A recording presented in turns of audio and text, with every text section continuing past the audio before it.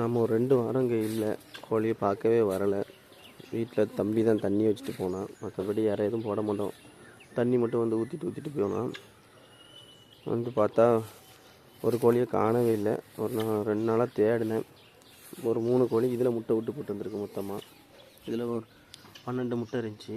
இப்போ ஒரு கோழி இப்போ முட்டை விட வந்திருக்கு. இன்னும் அடுத்த கோழி இதில் வந்து முட்டை விடும்.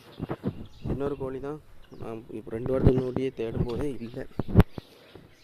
எங்கே போயிருக்குன்னு பார்த்தா ஃபவுண்டேஷனில் வந்து முட்டை விட்டு அடைய உட்காந்துட்டு குஞ்சு பொரிச்சிரும் போல. இன்னும் 2 நாளில்.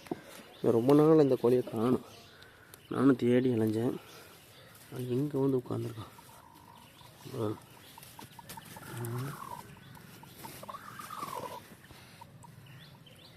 எத்தனை முட்டை இருக்குன்னு ஒன்றுமே தெரியல.